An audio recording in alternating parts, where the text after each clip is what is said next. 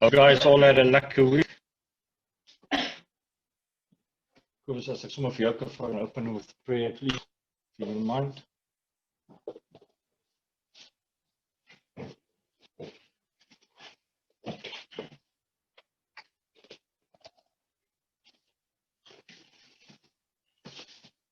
Our Yahuwah, thank you that we gather today in your mighty name, and that we know you have put us together on your Shabbat time today. So we pray and ask today to guide us and to lead us and to be with us as times of preparation, times that people think everything is going back to normal and going good. But that's what the word says. The word says that we prepare and that you be with your people first. And like you said in your word last night, you have chosen us. And these of us that have a humble spirit, that will humble ourselves, look deep in ourselves, deep down in ourselves to find ourselves and to see where we still have to repent, oh Father. Show us in this of your rule where we have to repent, we have to put other people about us. Even like you said in your word, that we will even have to go down like broken spirit, broke ourselves down so that you can be everything, and then you lift us up, Father. Then you will make us more. We will pray that in this month of this 40 days of Elul, we will really show us, Father, that we will have time spent with you, that we will read your word, that we will gather in your name, and that we will seriously make the decision not to stay away from your gathering, Father, because we must not neglect your support gathering, because this is where we will learn from each other. This is where we will encourage each other, Father. We will pray and ask you, Father, we will need that. We need people around us to think that I'm alone and I can do things on my own. It not work because we need each other, Father, and as we need you, Father. Thank you for the time. Thank you for this gathering. Thank you for your word that will come out, Father.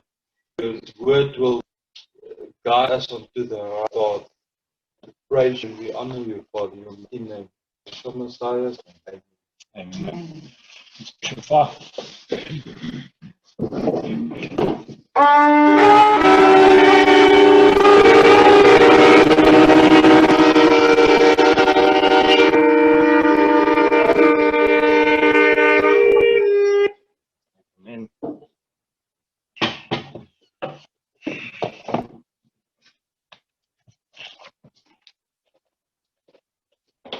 Yes. Almal op ons Wi-Fi is net disconnect. En Lily, hulle sê hulle hoor net elke derde woord, sodat ons net kan op ons opvang. Dit is Wi-Fi asseblief.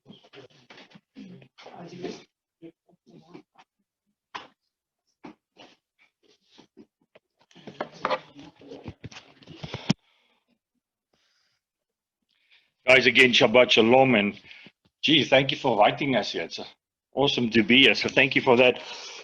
I think the main thing today, if you go through the Torah portions for this week, what I'd like to talk about is, and what the Father laid on my heart, especially in the last days, these times we are in right now, is whom are we listening to?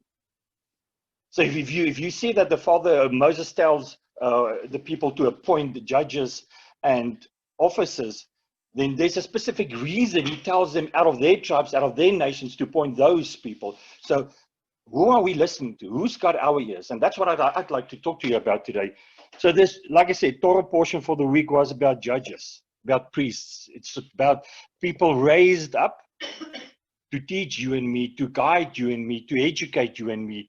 And that's what we're going to talk about today. Deuteronomy 16 verse 18 says, appoint judges and officers within all your gates, which your Yahuwah, your Elohim, is giving you, according to your tribes. And then he says, and they shall judge the people with righteous right ruling. So there's a couple of things that we need to look at here. Firstly, he says, appoint judges and officers. And this judges and officers in our days today is our teachers in schools. They are our pastors, our religious leaders. They are, yes, our judges as well. But that's what he's talking about here. Who's guiding us here? The second thing he says, within your gates. And we must understand this. He says, don't worry about your brother next door. He says, your gates, your home, at your work. Then he says, according to your tribes. So it's communities that's involved here. He says, judging according to righteousness and right ruling. So the first thing that we need to understand here is that Israel, we call them the nation of Israel, but when they moved out of Mitzrayim, they had no land. But still we call them a nation of Israel because that's the way Father saw them, as one community, as one echad, as one person. So they were led out of Mitzrayim through the wilderness onto a promise that the Father had for them, a promise of land. And he says then in this land, then he'll bring them all together in separate communities, but they will still be one. So Father brings us all together, and then he says, and then when he speaks to them on the border, Moses says, appoint judges and officers. So when you go into your communities, when you go into this promised land, Father says, who are we listening to? Who's guiding us?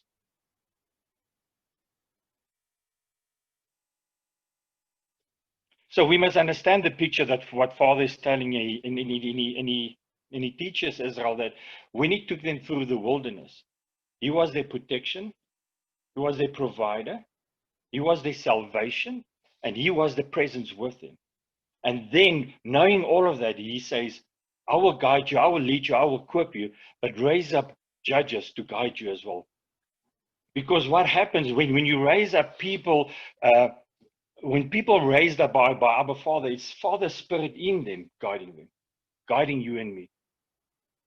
So Abba made it clear to the Israelites, there's only one opinion that counts.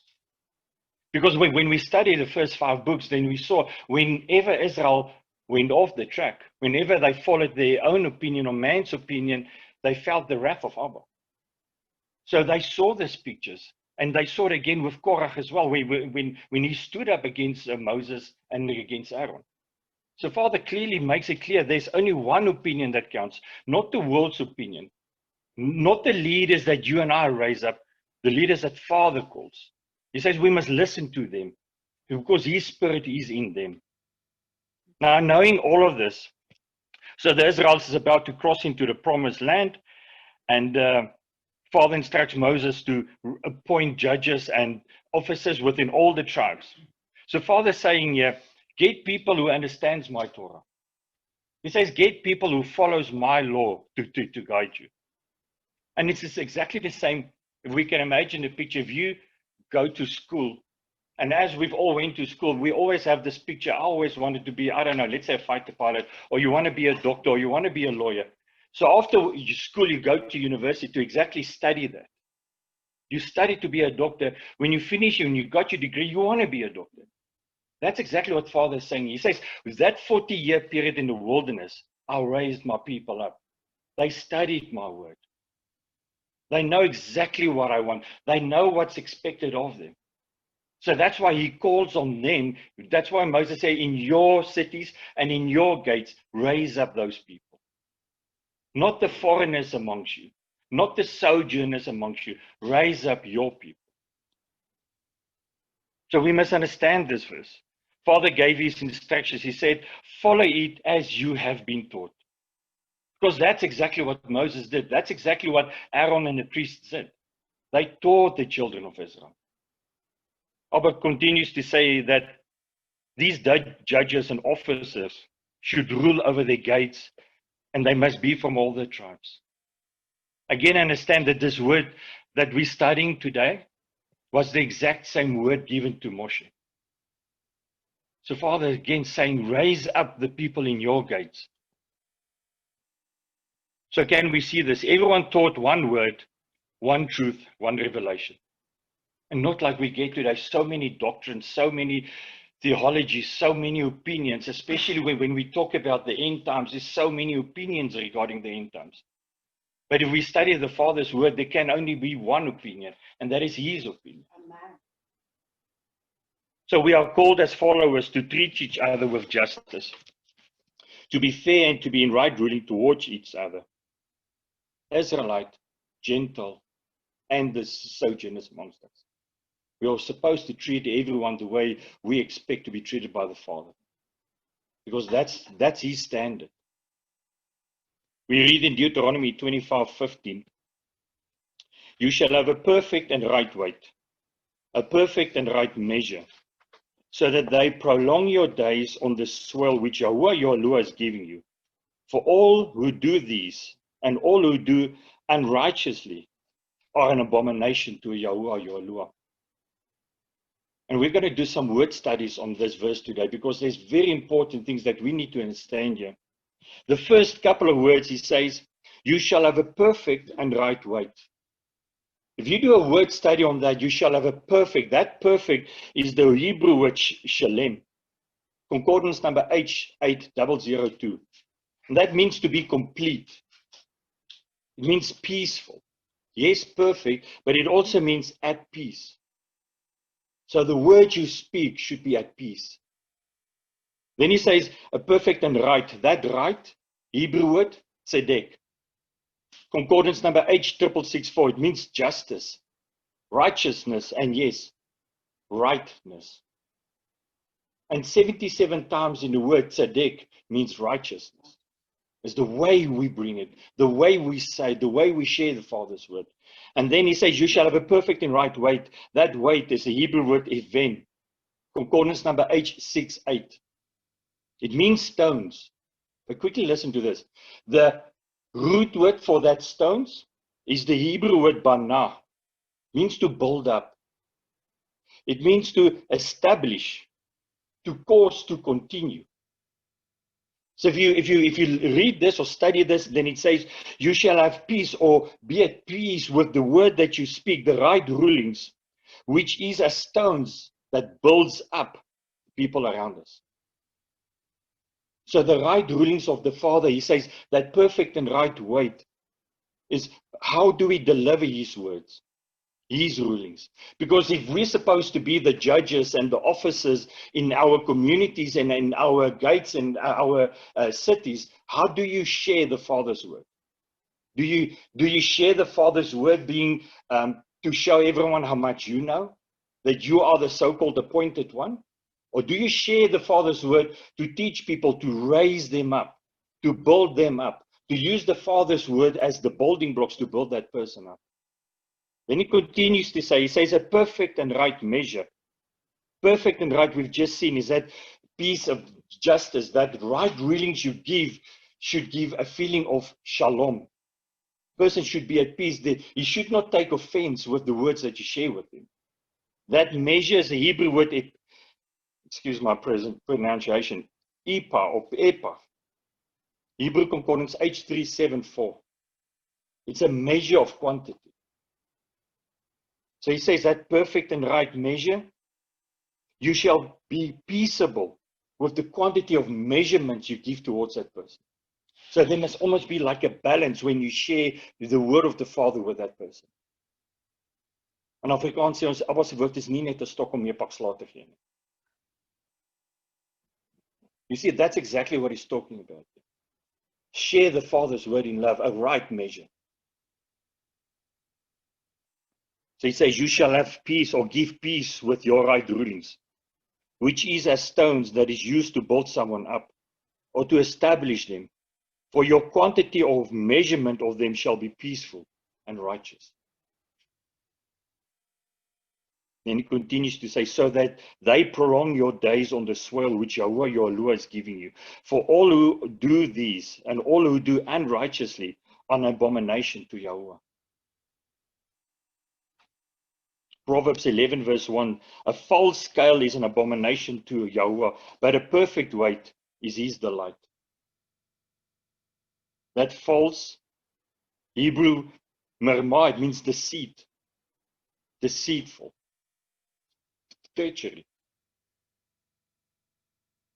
Scale means balance. So what balance? How's our scales weighed? Are we using the instructions of Father? Are we using the Torah as our balance on our scales? Or are we working iniquity? Are we deceitful? And we know what happened, like I said earlier, with Korah. False testimonies, false accusations. Matthew 23, verse 3 to 4 says, therefore, whatever they say to you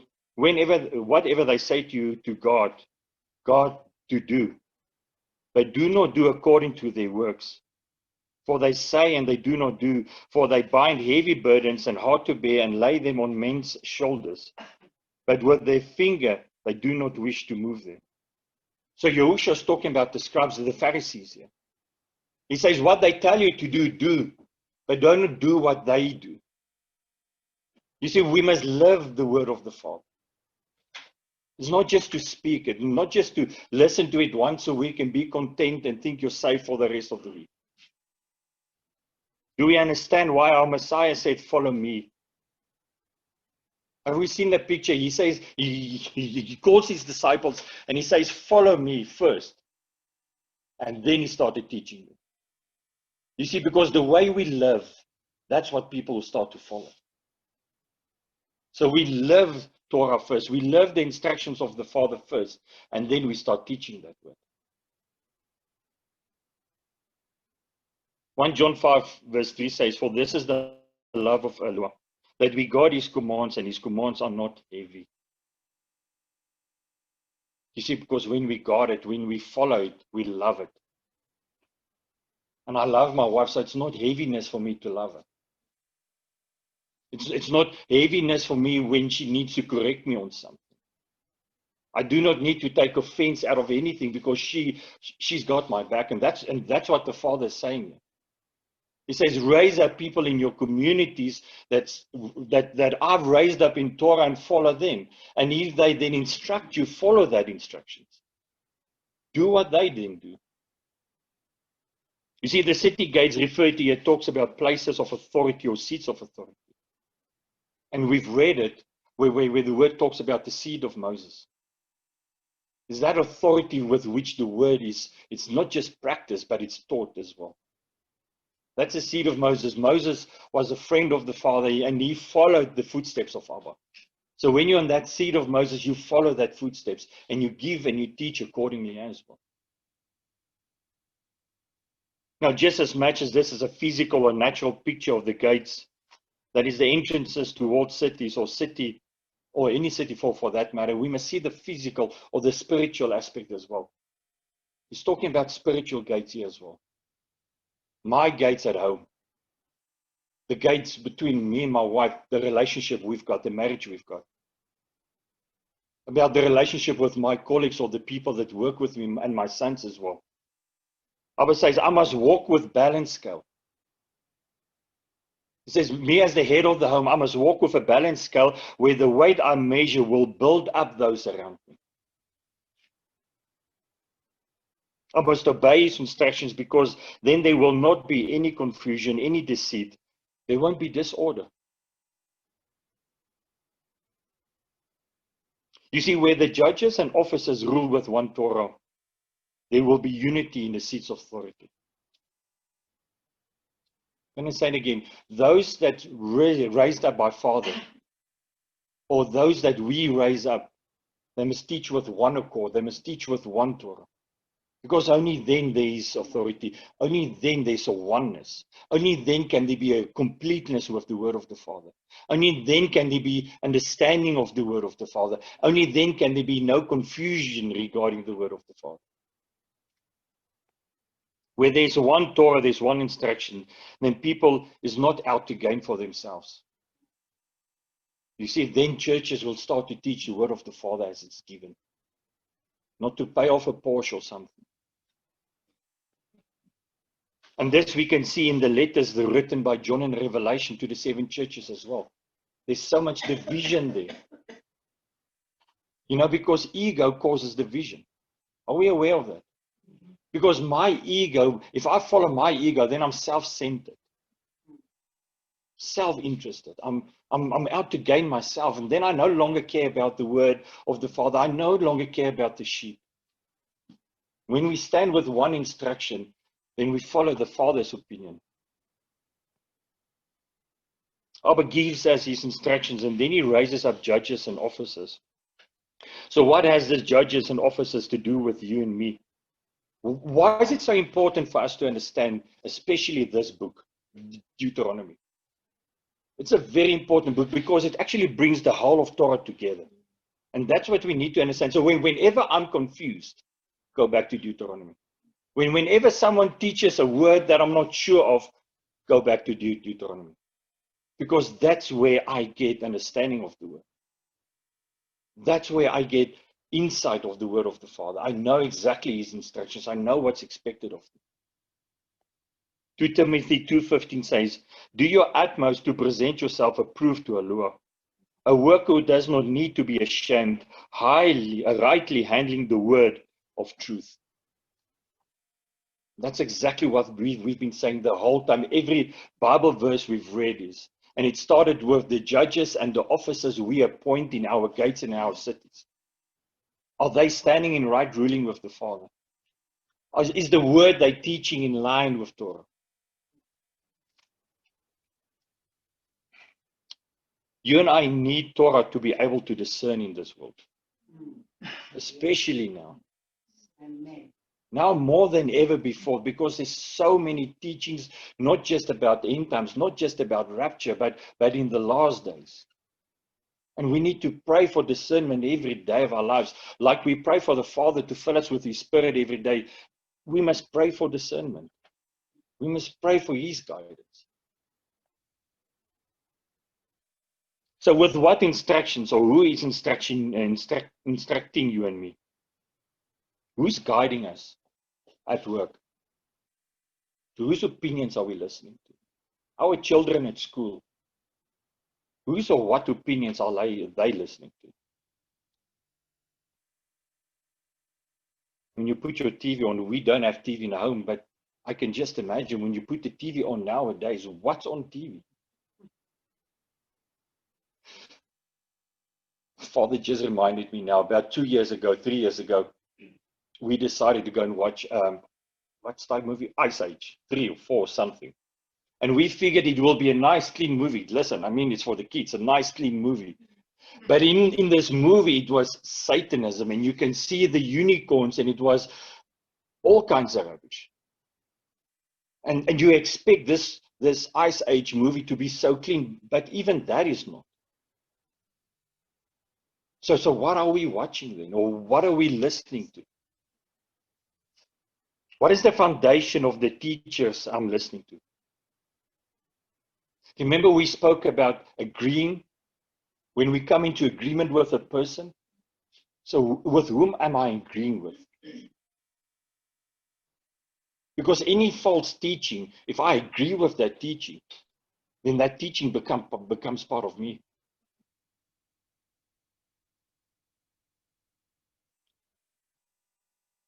When we look at the book of Judges, there's so many examples of judges Abba raised up, men and women. You see, and most of these people were servants. Have you ever studied Judges? Most of them were servants. Father raised up a servant who studied his word to follow or to lead his people. And that is exactly what we read in the beginning with Deuteronomy. Is he says, appoint judges and officers in your courts, in your cities, in your gates. Appoint those that walked with you for the past 40 years, that listened while Moses taught them, that listened while Aaron taught them. He says, raise up them in your communities so that they can guide you and lead you. Because when you start at the bottom, you start with a servant heart. And then you continually ask for Father to impress His Spirit on you, to impress His instructions into your hearts and into our hearts. When we read 1 Kings and 2 Kings, then we get to see what happens when the rulers we self-appoint do not follow the instructions of the Father. And listen to this stat. In total, there were 42 kings over Israel. Okay? 3 of those kings, Saul, David, and Solomon, led the community or the full house of the full nation of Israel, if I can put it like that. So before they split into the house of Israel and the house of Judah. So it was 3 of them, Saul, David, and Solomon. When the 2 houses then split, 19 kings ruled over the house of Israel. And the word says all 19 were evil. Can you imagine that? 19 kings over the house of Israel, all 19 were evil. Over the house of Judah, 20 kings ruled over the house of Judah. Of that 20 kings, 12 kings were evil. So out of the 42, so let's exclude Saul, David, and Solomon. So let's say 39. Out of the 39, only 8 kings were righteous according to the word. And they were King Asa, Jehoshaphat, Joash, Amaziah, Azariah, Jotham, Hezekiah, and Josiah. Only 8 kings were righteous. So again, I ask you, what is the measurement, or what tool do we use to measure the people we're listening to? The people that we allow to guide us, the people that we allow to equip our children. What is the measurement we use then? 1 Thessalonians 5:24 says, "He who calls you is trustworthy, who also shall do it." And we've heard so many teachings about this. When he anoints you, when he appoints you, he'll anoint you. And that is true. We see that with Esther. We see that with all the judges. When he appoints you, he'll anoint you, he'll give you the strength because it's his spirit in you. And Jeremiah 1 verses 5 confirms that. He says, I formed you. I knew you, I formed you. I sanctified you, I ordained you. So when the Father called you, he's equipped you completely, fully, totally. Because he's a law of 100%. When he heals 100%. It's not just 99%. So when he called you, he equipped you fully for that. So that's what he says. These judges, these officers, these pastors, these people, these teachers in our communities, what are they teaching our children? Have they been equipped by the Father? Have they been raised up? And I'm saying this because I know friends of ours took their children out of a local Model C school and took them to a private school where they can get proper education, Christian-based, education. Because there's people out there, we just need to look for them. That can guide us and that can equip us according to where the Father wants us to be. What is setting you and me apart in these days? Something must set us apart. We can't be just like the rest of the world. Because we're called to be set apart. We are called to be different. And just as much as my children are called to be different. John 15:5 says, I am the vine, you are the branches. He who stays in me and I in him, he bears much fruit, because without me you are able to do naught. So even though he appoints me, listen to this, even though he appoints me for whatever position he wants me, or whatever Father wants me to do, he says, if I do not stay in him, he's not in me. If I do not follow the Messiah as he's called me, he's not with me. So even if I stand up as a teacher, even if I stand up as a counselor, and I do not walk the way Father appointed me to walk, his spirit is not with me. If I'm not, Messiah said, follow me. If I do not follow him the way he prescribed me, because each one of us is different. But it all boils down to whatever I do of the Spirit of the Father. Wherever I go, it's because he led me there. Not because people said I must go.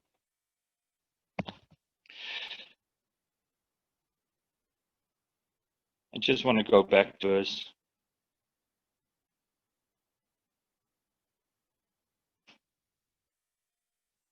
One Corinthians 14:33, for a lure is not a lure of disorder, but of peace, as in all his assemblies of the set apart ones.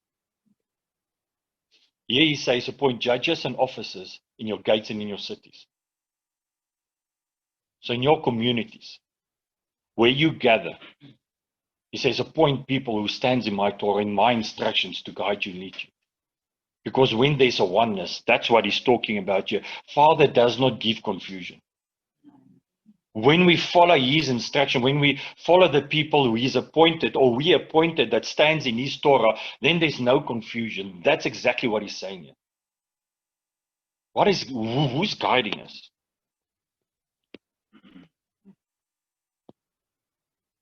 So how do we choose leaders? It's probably a simple question.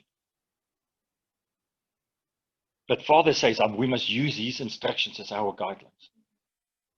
He's given us a measuring tool, guys. And that measuring tool is the Torah. He says, use my standard to appoint your people.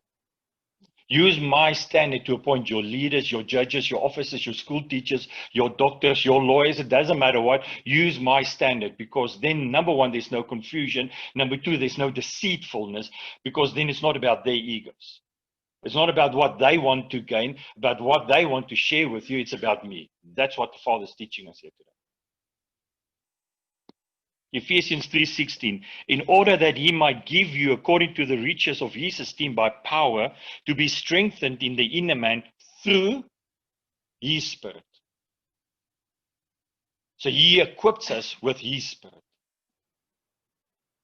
That's all. That's the Father's standard. When we follow the Messiah, he equips us with his Spirit. So our resources, our strength, our knowledge, our wisdom, our energy, our talents, doesn't matter what we think we have, is nothing if it's not filled with the Spirit of the Father. Because I need his standards. For me to guide my family through the end times, for me to guide my family to salvation, I need the Spirit in me to stand up in me to teach me how I should guide my family. And the same with her as well, same with Annelie. She needs to be equipped to teach her sons, to guide her boys.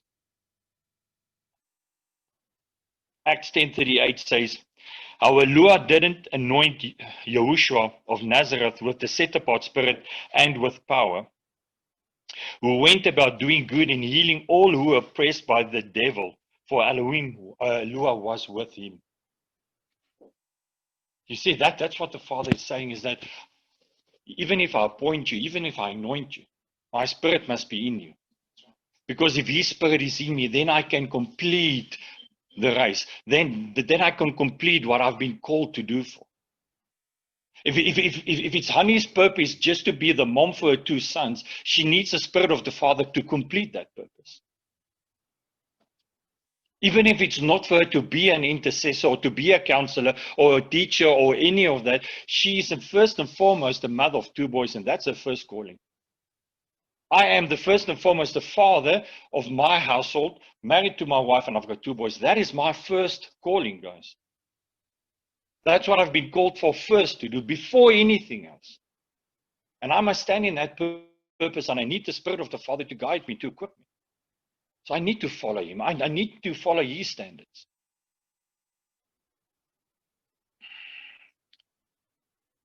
Abba anoints our lives so that we can bless others. Yahushua came to comfort the afflicted. He came to make the blind see, to let the lame walk, to heal the sick. And if that's the footsteps I must follow, then surely we're supposed to do the same. And in the spiritual, we must see this picture. That's exactly what I must do as the father of my house. So when my wife is sick, to pray for her. When my sons need guidance, to guide them. When they need to be equipped, pray, Father equips me so that I can equip them.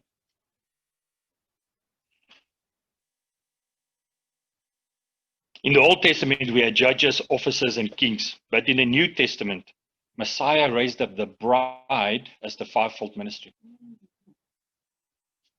I'm going to say it again. In the Old Testament, we had judges, we had kings, we had officers. In the New Testament, Messiah raised up the bride as the fivefold ministry. Why? To equip the bride. So whatever he's teaching me is not just for me. Whatever he's teaching you guys, it's not just for you. You are. Matthew 28:19 says, go out. You are supposed to go and equip other people. You're supposed to go and equip the bride. That's why we are the bride. It's not just to sit back and receive. but to get up and follow.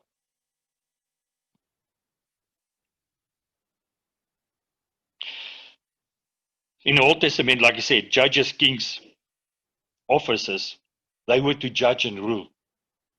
Fivefold ministry, guide and serve. That's what the fivefold ministry does. We equip the bride, we serve the bride. You see, we are equipped as the bride to serve the bride. Matthew 20, verses 25 to 28. But Yahushua called them near and said, you know that the rulers of the nations are masters over them, and those who are great exercise authority over them. This is very important that we need to understand this today. But he says, but it shall not be so among you, but whoever wishes to become great among you, let him be your servant. Whoever wishes to be first among you, let him be your servant, even as the Son of Adam did not come to be served, but to serve, and to give his life as a ransom for many. Why is the Father saying that? Because Israel was in bondage and they had this ruler, one ruler over them. Then they moved through the wilderness on the way to the promised land and through the promised land, and they saw all the enemies, the Edomites, the Philistines, whoever, all the enemies. And all the enemies had one ruler over them. Father says it won't be like that with you. Why? Because we should act as a community. And in the community, there's judges, and underneath the judges, there's officers. So Father says not just one man in charge, but there's a community that's raised up in the Torah, that teaches the Torah, that guides according to Father's instructions, that guides according to Father's standards. Why is that? Because then there's no egos involved. Then one person who stands up as the king, he might be standing up as this self-centered person. As we saw this now, 19 kings over the house of Israel. Not one of them followed the Father's instructions. So that's what he's saying. He says there's a community of you. There's judges. There's officers. Not just one judge and many officers. There's judges over you. A community. You see, we need to look at the leaders and the role models in our lives. And then we need to determine, is it godly or ungodly? Is it led by the Father or not?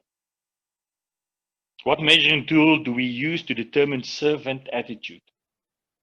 And now we're going to get to a teaching that every one of us heard so many times before. A teaching about Yeshua the Messiah who came as a servant. He never said, I came to judge. He said, he came as a servant. He came as the lamb. He didn't come as a lion. He will be coming as a lion. But he came as the lamb. He came to serve first and foremost. So what is servant attitude? We hear so many times in the workplace that a leader leads by example. Isn't it? A leader leads by example, supposedly. Not just to sit in his fancy office with his own private coffee machine and tells you what to do, but he's supposed to lead by example. So what is servant leadership and what it is not?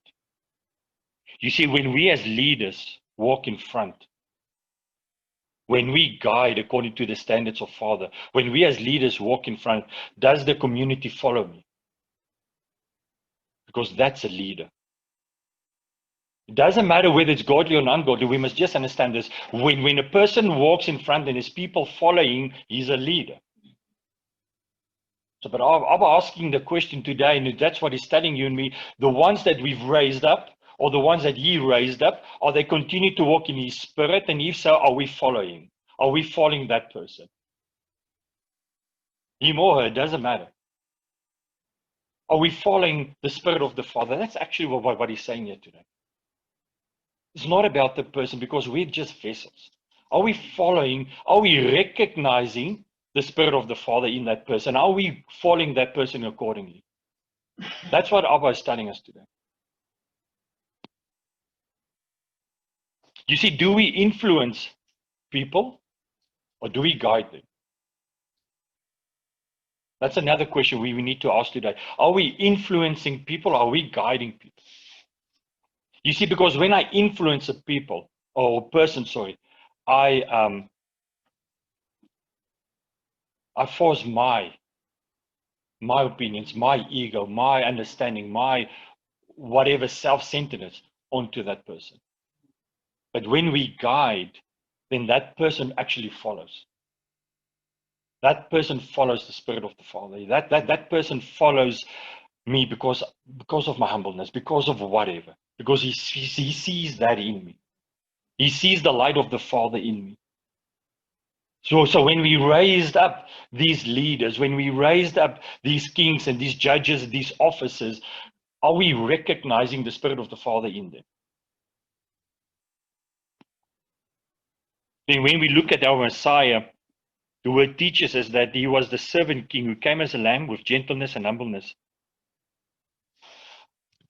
Do yourself a favor. Google definition of what did I Google? Of leadership. What's the definition of leadership? Go and check how many examples or definitions of leaderships you can get from the Dr. Google. There's hundreds of them. So many opinions about how or what a leader should aspire to, or what a leader should do, or how do you recognize a leader. But we see here, straight from the word of the Father, his standard is his instruction. So your leaders, my leaders, is those that stand in his instruction, those who follow his standard. Other aspects of leaderships that we need to be careful with is, like I said, I mentioned the word already, is ego. Those self-centeredness of so many people. So many times we speak to people and advise them, but do we ever stop for a moment to think, do we influence them or do we guide them? Especially when you're an intercessor and a counselor. Those of you who's intercessors and counselors need to be so careful. Because when a person comes to see you for advice, when a person comes to see you for whatever bondage they have in their lives or for whatever is not good in their lives, what do you use to guide them? What balances your scales? How do we think of how we impact those people? You see, because if I do counseling, if we do marriage counseling, for example, and it happens so many times where a guy tells me, listen, I don't cook and I do not clean the dishes, and I tell those guys straightforward. It's as much part of your house as it's her house. You see, and I can stand there with my ego and say, okay, now listen, dude, I agree with you. I'm not going to wash dishes. When my wife comes from work, 5, 6, 7 o'clock tonight, she must prepare the food. I'm going to put my feet up. I'm going to watch TV. Because that's the standard of the world, isn't it? So I can go according to that because it suits my ego, it fits my ego. Or I can say, I bow in humbleness to my wife and say, baby, you rest tonight, I'll do the cooking. On the way home, ask her, listen, someone stop and get something to eat. Okay.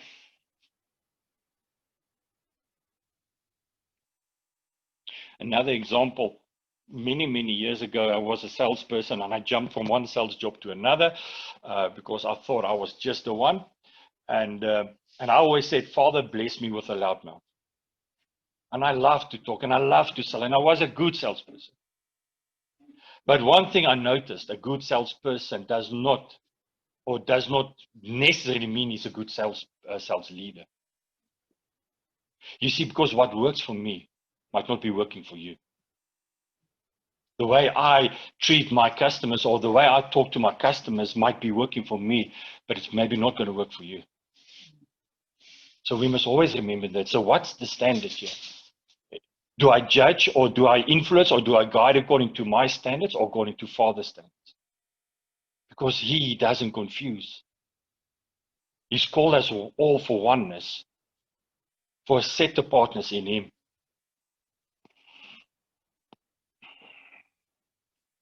So let's study the Bible verses, the following in Deuteronomy 17, verse 16 to 19. And he's talking about the kings here. Now we need to understand in Deuteronomy, there's not even kings yet. But Father knows the future. So this is clearly said for the kings to come. And we must understand these verses. He says, Deuteronomy 17, verse 16 to 19, only he is not, again, talking about kings, he is not to increase horses for himself, nor cause the people to return to Mitzrayim. Why will people return to Mitzrayim? It's because when we're not following the Father's standards, that's when we go to the world. So, not to return people to Mitzrayim, to increase horses, for Yahuwah has said to you, do not return the way again. And he is not to increase wives for himself, lest his heart turn away, nor is he to greatly increase silver and gold for himself. And it shall be, when he sits on the throne of his reign, that he will write for himself a copy of this Torah in a book from the one before the priests. So it's not his own opinions. Is to copy the word of the Father that's with the Levites, that's with the priests, with the one, with Aaron, the one that was raised up. And it shall be with him, and he shall read it all the days of his life, so that he learns to fear Yahuwah his Elohim and guard all the words of his Torah. And these laws, to do what? To do them. Because that's what a leader is supposed to do. A leader is supposed to stand in the Father's standards and lead according to the Father's standards. Again, we're going back, there's only one opinion. A king should study the word and not see how he can gain wives and wealth, or see how he can gain for himself. Because again, like we said previously, it's not about you as the king. It's not about you as the judge or you as the officer. It's about the standard of the Father. That's the only thing that needs to be enforced, or that's the only thing that needs to be taught. We are called for leaderships. Do we believe this? Yes, we are. The bride's supposed to equip the bride. We're supposed to raise each other up. Romans 12, verse 6 to 9. Now, having different gifts, according to the favor which was given to us, let us use them accordingly. If prophesy, according to the proportion of belief. If serving, in the serving. Or he who is teaching, in the teaching. Or he who is encouraging, in the encouragement. Or he who is sharing, in sincerity. Listen to this. He who is leading in diligence. He who is leading in diligence. He who shows compassion joyously, let love be without hypocrisy. Shrink from what is weak and cling to what is good. So Father says, those who is leading should lead in diligence. So Abba has called you and me to be a leader, to do it diligently. In other words, to be dedicated to it. It's like what I said previously. If you want to be a doctor, you strive to be a doctor. That's all you live for. That's all you dream of. That's what you want to be. You go to school and your best subject is biology. Yeah? When you're done with school, you go to university, you study to be a doctor because, again, that's what you want to be. When you're done with that, you thrive in that. That's where that's who you are. That's diligence. That's what Abba is talking about. He says a leader should be diligent.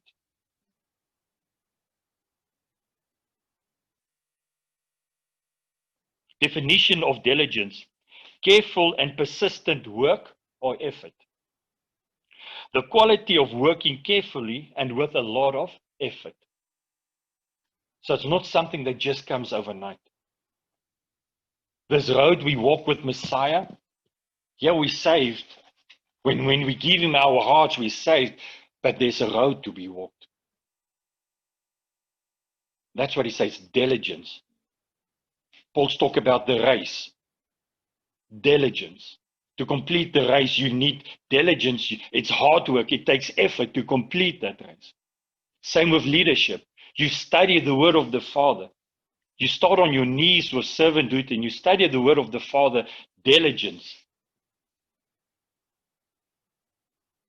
So again, we're coming back to the question, whom are we following? What are they doing? Are we in agreement with that? So diligence means constant or persistent work or effort. The leader should be diligent in that which he has been called for, or for what he's get paid to do. He should study, he should spend time to get to know. Listen, a salesperson should get to know his product. Elsie that sells homes, she needs to know the home. She needs to know the address of the home at least. Yeah? Then when she gets to that home, she needs to know it's a 4-bedroom, 3-bathroom house, massive open lounge, dining, kitchen area. She needs to know what people want.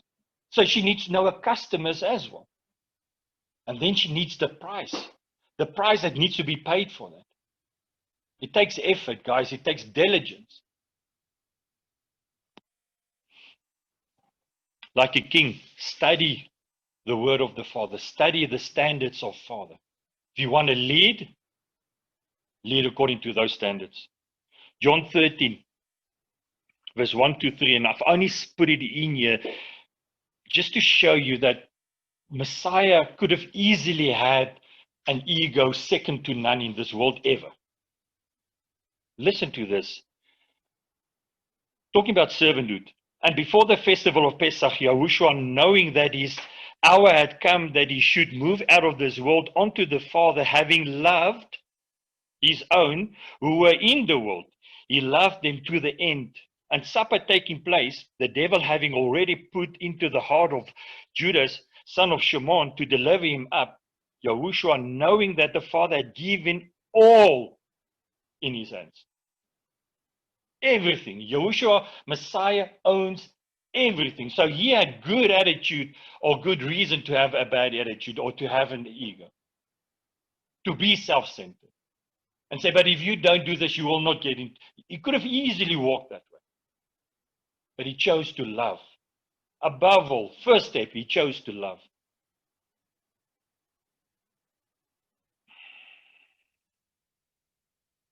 Isaiah 9, 6 to 7 confirms that. Everything was given to Messiah. So let's get this picture right before we go into servanthood. Messiah, Yeshua, loved. Have you ever thought about love? Imagine this. The Creator, our Creator, went on his knees, took clay and he formed us. Have you ever maybe imagined that picture? So if the Creator can go on his knees, Messiah can go on his knees to wash the feet of the disciples, why don't we go on our knees? Isn't that the picture he's already given us? Isn't that the standard he's already set? So if I follow instructions, his instructions, the Torah, shouldn't that be my instruction? Shouldn't that be my standard? With Shabbat, should I not take my wife and wash her feet? Should I not take my sons and wash their feet and pray over them? Anoint them, bless them? Because that's what Messiah did. So are we truly following Messiah's examples?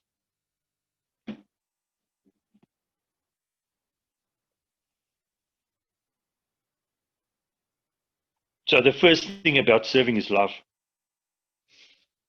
Doesn't matter who you and I think we are. Doesn't matter how much we own or do not own.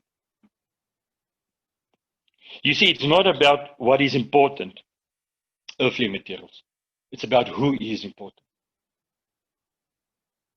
That person is sitting in front of me when I do a counseling session. That person it's important to Father.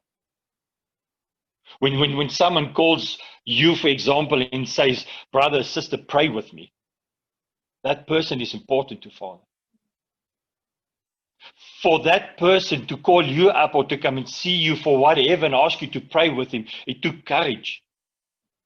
It took boldness from that person to approach and say, pray with me.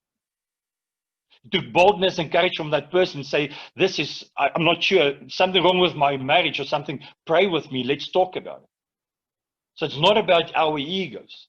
It's about the standard that Father gave us to guide and equip the bride with, because he's guided and equipped us with that. Same standard. Nothing more, nothing less. John 13, 4 to 5.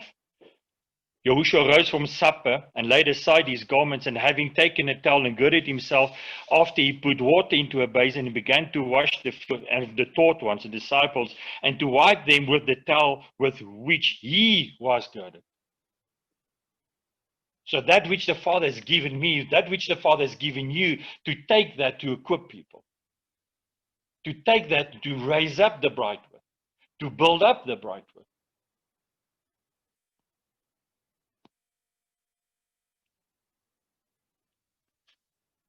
John 13:13-7, you call me teacher and master, and you say, well, for I am. Then if I, master and teacher, have washed your feet, you also ought to wash one another's feet. For I gave you an example that you should do as I have done to you. Truly, truly, I say to you, a servant is not greater than his master, nor is an emissary greater than he who sent him. If you know these teachings, blessed are you if you do them. What is he talking about here? He's talking about servitude. He says, I've given you the examples. You followed my footsteps for 3.5 years. I've showed you what to do. That's what he's saying here. He says, nothing more I need to say. You've seen my footsteps. You followed my footsteps. You understand servanthood now. So go. Go and do the same in your courts, in your cities, in your gates. Take my standard, which I've taught you, which I've shown you, which I've given you, take it to the world. 1 Peter 5:1-4, therefore, as a fellow elder and a witness of the suffering of Messiah, and also a sharer of the esteem that is to be revealed, I appeal to your elders among you. Shepherd the flock of Elohim which is among you, serving as overseers, not just one, many. Not by compulsion, but by voluntary, not out of greed for filthy gain, but eagerly, neither as being a master over those entrusted to you, but being examples of the flock. And when the chief shepherd appears, Yahushua, you shall receive the never fading crown of esteem. It's not just one ruler. It's a multitude of rulers. It's a multitude of judges. It's a multitude of officers raised up. It's the bride raised up as the fivefold ministry to equip the rest of the bride. To take the word of the Father out to the lost sheep, to equip them, to bring them back to the shepherd. So what is our hearts in serving? Is it to be seen? Is our hearts to be equipped, to equip those as we've been equipped? Is it our hearts to share the standard of the Father as Father shared his standard with us? We in this room, there's not a lot of knowledge here, guys. What are we doing with that? There's a lot of revelation. What Father's given each one of you in this room, what are you doing with that revelation? Are you just feeding yourself? Or are we taking this word out to the rest of the world? For those who want to hear, let them hear. So let's pray.